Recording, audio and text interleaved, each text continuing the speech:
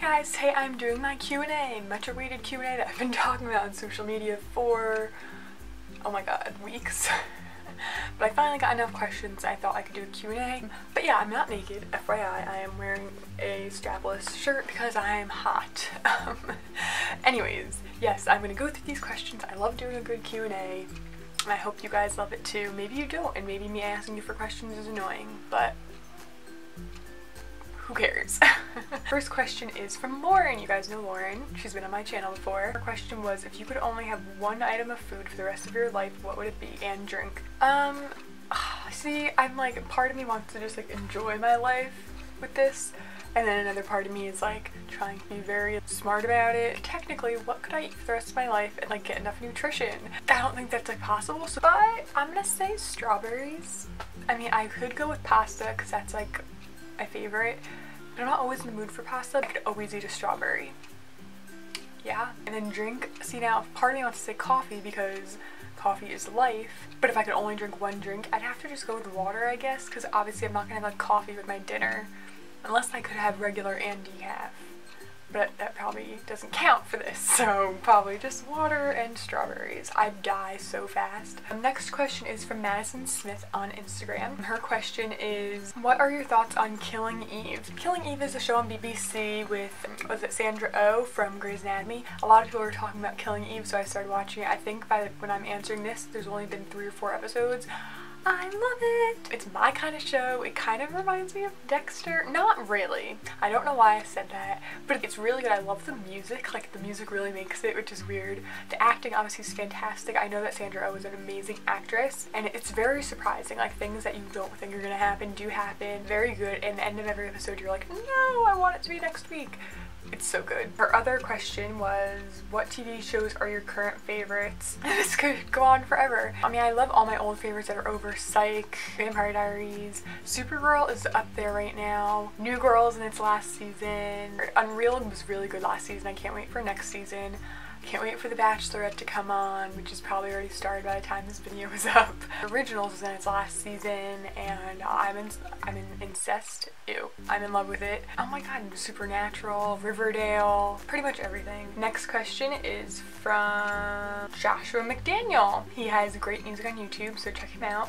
His question was, what music are you listening to right now? Honestly, I'm always listening to like the biggest range of music. I'm really loving jazz at the moment. Old school jazz, Billie Holiday, things like that. I also just get random music from like TV shows, like in the background. I'll look it up and I like it. I really like Selena Gomez music. And then his other question was, what's your favorite meme of 2018 so far?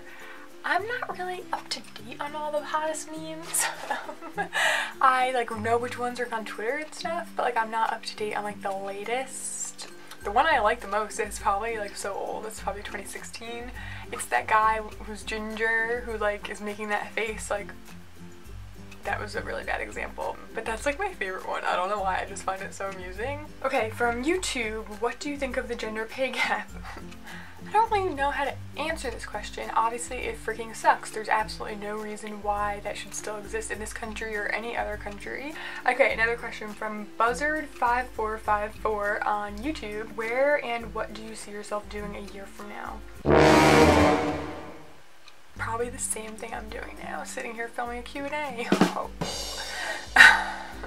I mean, I don't see my life changing that much, sadly. I mean, I'd love to think I'd be in a relationship, closer to being more independent, I don't know. Hopefully just more money, like more successful. But yeah, I don't really see myself, like I don't see my life changing all that much in 1 year. It's kind of sad, but knowing myself, it's not like if I gave myself a goal, I'd just not meet it, so that's not. And the other question was, what type of work do you feel passionate about? Writing, that's probably my #1. I mean, I love YouTube, but recently, you guys are gonna hate me, I'm just not inspired. I think that's why I want to film a Q&A, because whenever I film a Q&A, it kind of gives me ideas and I get re-inspired. But just right now, I'm feeling kind of like, mwah. So I'm definitely more passionate about my writing, so if you want to check out the blogs I write for, I'll link them below. One's called OPENLETR, which is a feminist blog. I write the beauty portion. Yes. Another one's called Panky. It's a relationship advice website, so take some relationship advice from this girl who's been single for almost 5 years. Next question is from Matthew Irwin on YouTube. How do you stay positive in the core of depression and anxiety? Well, I don't really have depression. I know that depression and anxiety can go hand in hand, and anxiety does get me down. Kind of makes me frustrated and angry though, more so than depressed. Like, I've never been disinterested in life. Like, I've never woken up in the morning and thought like that I didn't want to get up or have the motivation. I'm just lazy, so if I like don't get up, it's just because I'm tired and lazy. Like, I've never been like feeling depressed. Like, I've never felt depressed. I've been afraid that anxiety was going to lead to depression because it was cutting me off from so much, but I've never actually felt depressed at all. So I don't really have any advice for depression, but for anxiety, staying positive, I think it's just more so about hope for me. You get moments, just like kind of with my acne, it really got me down. If you watched my acne story video like way back, and a lot of the times you do just want to give up, and sometimes with anxiety that's how I feel. I felt like, why am I bothering to face my anxiety when I could just sit at home and be comfortable all the time and do nothing? But that's how you get depressed. You let yourself kind of be swallowed up by the anxiety. So I think the best way to kind of be positive in that situation is just hope. Hope that the future will be better, hope that it will get better, that if you keep facing it and, you know, living your life, it will get better. So I think that's pretty much hope, is like you have to hold on to that and like really believe that it is gonna get better. Another question from YouTube by Cynthia Whitaker. What is your favorite place to vacation? I don't go on vacation.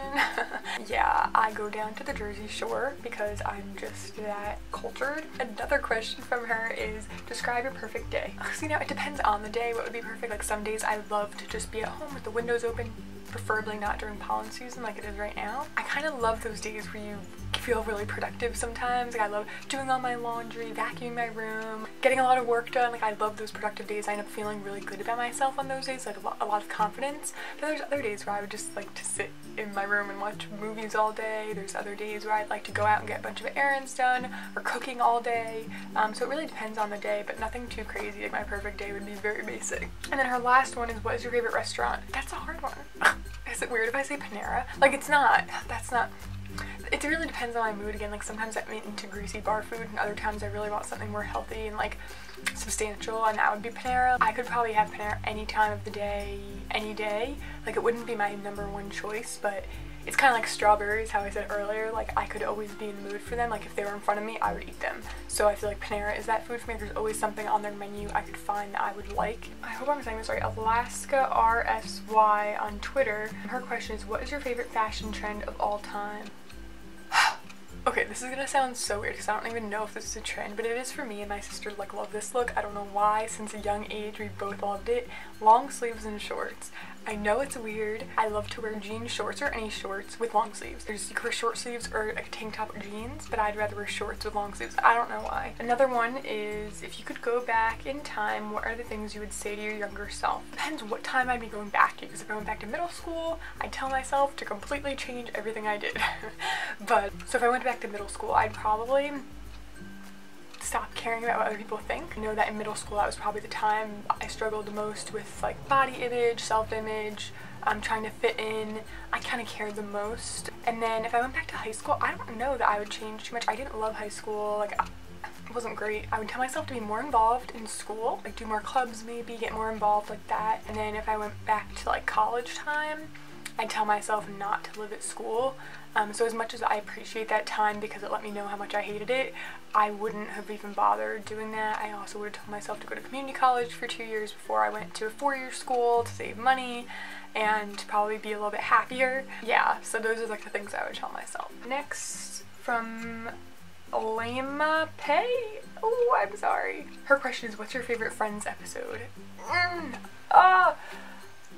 Okay, you guys are all gonna hate me. Well, maybe you won't. I hate Ross. I think he's the worst character. He's sexist, he's homophobic, he's just, honestly, he doesn't care about his friends, he only cares about himself.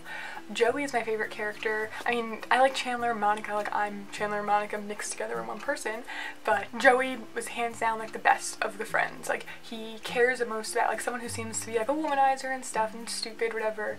He actually is the one who cares most about everyone else and really just wants them to be happy and would put his feelings aside for everyone else. Like, he is so genuine and amazing. So my favorite episode is probably like the 2-part at the end of season 9 where Rachel and Joey get together. I loved it. I mean, I'm really glad, like, upset that it didn't last as long, like, as it should have. I know most people would say earlier episodes, like, there's so many episodes I could love. Like, I can give you a favorite from every season. I really love those. Like, they're not the funniest, but I love Joey and Rachel together. They were perfect. They were a perfect match. My friend Corinne asked me a lot of questions because she's always so helpful because I don't get enough questions from you guys. So she said, what tips do you have for anyone dealing with anxiety? Well, I kind of answered that earlier.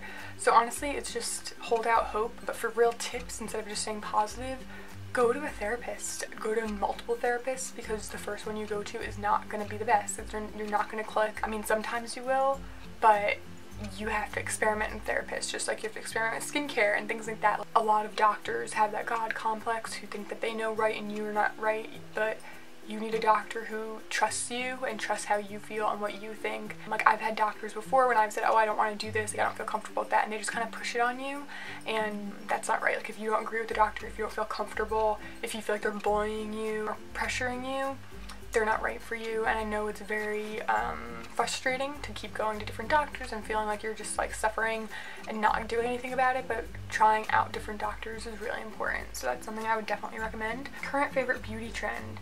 Okay, well, I wrote a post about this on OPENLETR, and that's the most trendy color right now, or going to be the next biggest trendy color this coming season. And as much as I could never pull it off, I love it. So read that post, I'll link it below. I'm not gonna tell you now, ha ha ha. Least favorite beauty trend. I think all the weird ones, like that no one would wear other than on like Instagram or like maybe at Coachella. Garden brows and like feathered brows. I just don't get it. Like, if you like it, great. Like, it can look gorgeous, and I think that's the kind of thing that should be in like a beauty museum, and it's nice to look at, but like to actually wear on a daily basis, it's so unrealistic. Thoughts on, oh, this is a good one.